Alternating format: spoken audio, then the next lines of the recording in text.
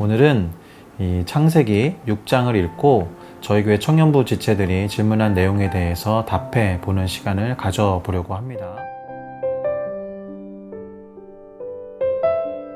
자, 일단 이 질문은 창세기 6장 1절에서 2절에 관한 질문입니다. 그러니까 그 구절을 먼저 읽어보고 답변을 해야 할 것 같은데요. 창세기 6장 1절에서 2절은 다음과 같이 말을 하고 있습니다.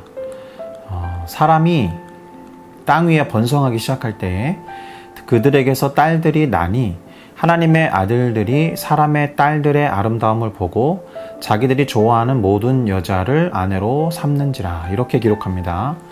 우선 질문하신 분께서는 하나님의 아들들과 사람의 딸들이 누구를 말하는 것이고 왜 하나님의 딸들이나 사람의 아들들이 아니라 하나님의 아들들과 사람의 딸들이라고 한 것인지 그것이 궁금하다는 질문을 하신 것으로 보입니다. 자, 일단 하나님의 아들들이 누구냐 하는 질문에 대해서는 천사들을 말한다라는 견해가 있습니다. 실제로 성경의 몇몇 구절들을 보면 천사들을 하나님의 아들들이라고 표현하기도 했기 때문에 그렇죠. 그러나 그렇다라고 해서 방금 말씀드린 창세기 6장 1절에서 2절에 나오는 하나님의 아들들도 천사를 의미한다고 뭔가 무조건적으로 또 맥락 없이 해석하는 건 성경 해석에 있어서 대단히 위험한 일일 수 있습니다. 만약 천사로 해석을 하게 되면 천사와 사람 사이에 어떤 결혼이라든가 그리고 성적인 결합이 가능해야 하는데 그렇다라고 여기기에는 논리적으로도 그렇고 이성적으로도 그렇고 이 대답을 취하기는 어렵지 않겠습니까? 그리고 참고로 인간과 천사 또는 신적인 존재와 인간 사이의 어떤 결혼이나 성적 결합은 아주 오래전 고대 사회의 신화적인 성격을 반영하기 때문에 현재를 살아가는 우리가 그것을 그렇다라고 여기고 그대로 취할 수는 없을 것 같습니다. 예를 하나 들어보면 단군 신화를 보잖아요. 그러면 환인이라는 신적인 존재가 그의 아들 환웅을 세상으로 내려보내는 장면이 나오는데 그가 인간이 되고자 했던 곰에게 100일 동안 마늘과 쑥인가요? 그 달래와 쑥인가? 하여튼 그것만 먹고 드디어 인간이 된 여인과 결혼을 해서 단군을 낳았다라는 식으로 이야기하는 걸 보면 이는 대단히 신화적인 설명이잖아요. 이와 같은 이야기를 성경에 적용을 하면 마치 성경의 이야기가 신화로 읽히게 된다라는 거예요. 그래서 그보다는 이 구절에서의 하나님의 아들들을 셋, 그러니까 가인에 의해서 살해를 당했던 아벨을 대신해서 하나님께서 아담과 이브에게 주신 세 번째 아들의 후손들로 보는 것이 가장 적절해 보입니다. 자, 그렇게 되면 사람의 딸들은 누가 되느냐? 가인의 후손들로 보는 거죠. 또는 이 이야기를 조금 더 확장해서 말해보면 하나님의 아들들은 셋의 계보를 따르는, 그래서 하나님을 잘 따르던 경건한 사람들로 보고 사람의 딸들은 가인의 계보를 따라서 살았던 하나님을 떠나서 경건하지 않은 그런 인간들을 상징한다라고 보는 겁니다. 자, 물론 이렇게 설명을 하게 되면 굳이 아들과 딸 그리고 남자와 여자를 어떤 긍정적인 이미지와 부정적인 이미지로 대조해 놓음으로써 뭔가 성적인 차별이라는 비판이 나올 수도 있겠습니다만 그러한 비판에도 불구하고 우리가 취해야 하는 것은 하나님을 잘 섬기던 경건한 사람들이 하나님을 떠나서 세상적으로 치달았던 하나님을 경외하지 않고 경건하지 않았던 사람들의 아름다움을 보고 자기들이 좋아하는 모든 자로 아내를 삼았다라고 보는 것이 조금 더 합리적인 설명이 아닌가 이런 생각을 합니다. 결국에는 아름다움을 보고 자기들의 어떤 좋아하는 모든 자로 아내를 삼는지라 이렇게 번역을 해보면 자기들을 위해서 육신의 정욕과 안목의 정욕을 위해서 배우자를 취했다라는 뜻으로 해석해 볼 수 있기 때문에 그와 같은 결혼 방식을 하나님이 기뻐하지 않았을 거라는 예상을 우리는 쉽게 해볼 수 있잖아요. 자, 우리가 이 창세기 6장과 노아 시대에 있었던 홍수의 심판을 바라봄에 있어서 가장 주안점을 두어야 하는 것은 하나님께서 전 지구적인 홍수로 심판을 하실 정도로 인간들에게 죄가 가득하고 만연했다라는 점이 되어야 할 것입니다. 전 지구적인 홍수는 반대로 말하면 전 지구적으로 만연했던 죄악 때문이었다. 그리고 그러한 죄악상을 보여주는 예시로서 하나님을 충실히 따르던 경건한 사람들까지도 하나님으로부터 떠나 육신의 정욕과 안목의 정욕으로 인한 배우자의 선택과 같은 죄를 짓는 모습을 기록해 놓은 것으로 보는 것이 좋을 것 같습니다. 자, 창세기 6장 6절은 여호와 하나님이 땅 위에 사람을 지으신 것을 한탄하사 마음에 근심하시고 라고 기록하고 있는데요. 인간을 지으신 것을 한탄하신 이유는 앞선 질문에 답하면서 말씀드렸듯이 인간들이 하나님을 거역하고 그 결과로 죄악이 더 이상 손을 쓸 수 없을 정도로 온 땅에 만연했기 때문입니다. 자, 다만 한탄한다라는 표현을 어떻게 해석해야 하는지가 이 질문의 또 다른 관심이 될 것 같은데요. 자, 만약에 이 단어를 후회한다라는 식으로 해석을 하게 되면 하나님이 후회하시는 분이신가? 후회하는 일이 없도록 완벽하고 온전하게 판단해서 행동하시는 분이셔야 전능하시고 완벽한 존재라고 할 수 있을 텐데 후회나 또는 한탄을 한다는 것은 마치 하나님이 불완전하고 온전하지 않다라고 보이게 만들기 때문에 그렇죠. 그래서 한탄하셨다라고 할 때 한탄으로 번역한 원어 있잖아요. 히브리어 단어 니함이라고 발음하는 그 단어인데요. 이 니함이라는 단어를 어떻게 번역해야 하는지가 대단히 중요한 문제가 된다라는 거예요. 자, 이 단어가 성경의 다른 구절에도 쓰였겠죠? 그리고 다른 구절에서는 또 다르게 번역도 했을 겁니다. 그러니까 어떻게 사용되었고 어떻게 번역되었는지를 눈여겨봐야 한다라는 거예요. 분명히 성경은 하나님에 대해서 이렇게 기록합니다. 민수기 23장 19절인데요. 하나님은 사람이 아니셔서 후회하심이 없으시다. 이렇게 말씀하고 있기 때문에 후회하시는 하나님이라고 표현하면 조금 하나님과 어울리지 않는다라는 거죠. 그런데 지금 방금 읽어드린 민수기 23장 19절에 나왔던 하나님은 사람이 아니셔서 후회가 없으시다라고 할 때 이 후회라는 단어가 아까 한탄하셔서라고 번역한 니함이라는 단어와 동일합니다.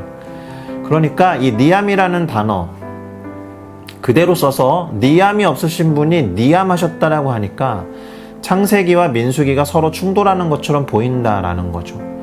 후회하는 분이 아닌데 후회하거나 한탄하셨다라는 뜻인가? 이런 질문이 떠오르게 만든다라는 거예요. 자, 그러나 이 니함이라는 단어를 성경은 여러 가지 의미로 사용하고 있기 때문에 이 니함이라는 단어가 놓여있는 어떤 문장 또는 그 전후 맥락에 따라서 가장 적절하게 그 의미를 선택해서 해석하는 작업이 필요하다는 겁니다. 이 창세기 6장 6절에 사용된 니함이라는 단어는 인간의 완악함이나 인간의 타락과 연관지어서 하나님이 그만큼 크게 슬퍼하셨다, 탄식하셨다라는 의미로 해석하는 것이 나을 테죠. 하나님께서 죄인들을 참고 또 기다려 주시다가 결국 그들을 징계해야만 하는 어떤 시점에 이르렀을 때 한탄하시고 슬퍼하셨다라는 의미로 해석하자는 겁니다. 그러니까 하나님의 슬픔과 탄식의 크기만큼이나 인간들의 죄가 매우 컸다라는 뜻이 되는 거겠죠. 참고로 이 니함이라는 단어가 동정심을 느끼다라는 의미도 갖고 있어요. 그래서 징계를 이제 철회하실 때도 있었으니까 뜻을 돌이킨다라는 의미로 의역되는 경우도 있었습니다. 자, 하나님이 정하셨던 징계와 심판을 철회하신 경우가 실제로 있지 않았습니까? 우리가 잘 알고 있는 요나 선지자가 니느웨 성에 하나님의 심판을 예고했을 때 그 니느웨 성의 왕으로부터 백성들에게 이르기까지 모두가 회개했을 때 그 성에 내리실 심판을 하나님께서 철회하신 경우가 아주 좋은 예가 될 겁니다. 그러니까 하나님은 고통스러워하고 또 괴로워하는 인간들을 비록 죄로 인해서 심판하시고 징계를 내리시지만 그 가운데에 있는 인간들을 동정하기도 하신다라는 거예요. 그런 식으로 이 니함이라는 단어가 그렇게 쓰일 수도 있다라는 겁니다. 자, 창세기 6장 3절은 여호와께서 이르시되 나의 영이 영원히 사람과 함께 하지 아니하리니 이는 그들이 육신이 됨이라. 그러나 그들의 날은 120년이 되리라 하시니라. 이렇게 기록하고 있습니다. 자, 이때의 120년이 인간들이 회개할 수 있는 시간, 그러니까 그들의 죄를 하나님께서 물로 심판하실 때까지 남은 시간이 그렇다는 것인가? 아니면 이때로부터 인간들의 수명이 길어야 120년이 된다라는 말인가? 이렇게 질문을 하신 거잖아요. 자, 대체로 첫 번째의 경우로 해석하는 게 좋을 듯합니다. 예전에는 이 120년을 노아가 방주를 만들기 시작해서 방주를 완성하는 데에 걸린 시간으로 해석하는 경우가 있었거든요. 노아가 120년 동안 방주를 지었다, 이런 식으로요. 그러나 그것은 분명히 잘못 계산한 것이죠. 성경에 보면 일단 노아가 600세 되던 해에 홍수가 시작됐거든요. 그리고 노아가 방주를 짓기 시작한 것은 3명의 아들을 낳은 이후부터라고 기록되어 있습니다. 성경은 노아가 500살이 지나서 셈과 함과 야벳을 낳았다라고 했으니까 그 세 아들을 낳고 나서 바로 방주를 짓기 시작했다고 해도 500세부터 600세까지 100년이 걸린 셈이죠. 그러니까 120년 동안 방주를 지은 것이다라는 계산이나 말은 잘못된 거예요. 심지어 너는 너의 아들들과 네 아내와 며느리들과 함께 그 방주로 들어가라고 하셨기 때문에 아들 셋이 갓난아이였을 때에 며느리를 언급하는 것도 조금 이치에 맞지 않으니까 이 아들 셋이 어느 정도는 좀 자란 다음부터 방주를 만들기 시작했다라고 본다면 100년도 아닐 겁니다. 대략 80년에서 90년 동안 방주를 지은 것으로 보는 것이 타당할 겁니다. 자, 그렇게 되면 지금 이 질문을 던진 분의 어떤 질문을 해결하기 위해서 여전히 왜 120년이냐라는 질문이 남아있잖아요. 이 120년에 대해서 어떤 이단 세력들은, 이단 교회는 인간의 수명이 120년으로 정해졌기 때문에 그 연수를 채우지 못하고 120세 전에 죽은 사람들의 영혼은 120년을 채울 때까지 귀신의 상태로 떠돌아다닌다는 식으로 그들의 귀신론을 내세우는 경우가 있습니다. 그래서 모든 상황과 모든 벌어지는 일들을 귀신으로 설명하는 경우까지 있어요. 잘못된 거죠. 그렇지 않습니다. 그러면 120년 넘게 사는 분들은 어떻게 설명을 하겠습니까? 그렇죠? 기네스북에 올라 있는 공식적인 최장수 인간은 그 프랑스의 잔 루이스 칼망이라는 사람인데요. 만으로 122세까지 살았고요.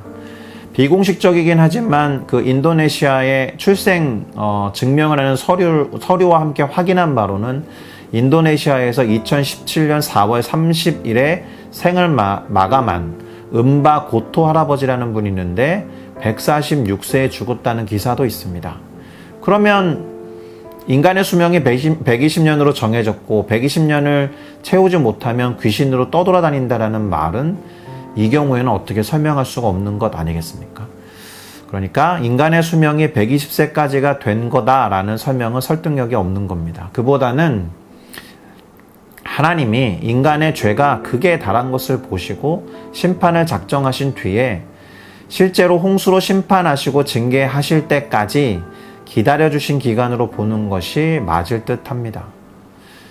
또 문자적으로 딱 그 120년이냐, 그거는 확실히 알 수는 없는데요. 혹자는 그래서 이 120년이라는 숫자가 10이라는 완전수의 배수이기 때문에 최대한 온전하게 하나님이 기다리신 기간, 끝까지 참으시는 하나님의 온전한 마음을 표현한 수다라고 말하기도 합니다. 자, 그럴 수도 있겠지만 중요한 것은 하나님께서 심판을 작정하시고 참으신 하나님의 마음이 반영된 기간, 곧 노아 시대에 홍수로 심판하고자 작정하신 이후에 참고 인내하신 시간이라고 보는 것이 나을 것 같습니다. 자, 이렇게 질문해 주신 분이 두 분 계신데요. 일단 이 질문에 완벽하게 답하기는 쉽지가 않아요.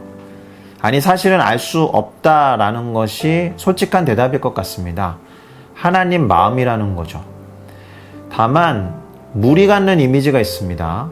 그 7절에 보면 내가 창조한 사람을 내가 지면에서 쓸어버리되 사람으로부터 가축과 기는 것과 공중의 새까지 그리하리니 이는 내가 그것을 지었음을 한탄함이니라 하시니라. 이렇게 기록되어 있는 것을 보면 지면에서 쓸어버리는 가장 효과적인 방법, 특별히 지면이라는 표현, 곧 땅 위의 모든 것이라고 언급하신 걸 고려해 보면 물에 살았던 동물들은 직접적으로 이 심판에서 제외된 것으로 보이거든요. 네, 실제로 노아가 방주를 짓고 물고기를 배로 들인 건 기록되어 있지 않기 때문에 더욱 그렇죠. 지면에서 인간과 가축, 그리고 기는 것과 공중의 새까지 지면에서 쓸어버리는 가장 적절한 방법으로 하나님은 물을 선택하신 거라는 생각이 듭니다. 더불어서 함께 고려하고 싶은 것은 물이라는 것이 갖고 있는 그 이미지가 있지 않습니까? 깨끗하게 하다, 또 거룩하게 하다라는 이미지죠. 그래서 기독교에서 행하는 침례의 경우도 물로 세례를 행하는 것이고, 그것이 갖는 상징적인 의미는 죄로부터의 정결함과 또 성결을 의미하는 것이니까요. 아마도 이와 같은 이미지와 관련이 있겠다 싶은데요. 정확한 대답은 하나님 마음이었다라고 해야 할 듯합니다. 네, 방금 읽은 창세기 6장 7절을 보면 물고기, 그러니까 물에 사는 동물들이 심판의 대상이 아님을 알 수 있습니다. 그러니까 이 창세기 6장 7절에 근거할 때 지금 질문하신 분에 대한 1차적인 대답은 물에 사는 동물들은 심판의 대상이 아니었기 때문에 하나님이 멸하지 아니하신 거다라고 해야 할 테죠. 자, 그럼에도 불구하고 물에 사는 생물들이 살아가야 했던 생태 환경에도 인간이 범한 죄에 영향이 미쳤을 수밖에 없죠. 물의 양이 상당히 증가했고요. 그리고 그 수위가 깊어졌을 테니까요. 바다나 물에 도달하는 어떤 그 태양광선의 종류도 달라졌고요. 물층이 사라졌기 때문에 그로 인해서 수온이나 수압에 영향을 미쳤을 수 있으니까 엄밀히 말하면 물고기나 물에 사는 생물들에게도 심판이 미치지 않은 건 아니었다라고 해야 할 것입니다. 어찌됐든 전 지구적인 홍수로 인해서 지구 생태 환경에 큰 변화가 발생한 것은 맞으니까요. 그만큼 인간이 범한 죄가 온 세상에 영향을 미쳤다라는 것이고, 그로 인한 큰 변화, 그것도 안 좋은 변화를 가져왔다라고 해야 할 것입니다. 자, 어려운 질문인데요. 네피림에 대한 질문입니다. 하나님이 그들을 왜 창조했느냐라고 질문을 하셨는데요. 창조라는 말보다는 그들도 인류가 번성해서 나타난 존재라고 해야 하겠죠.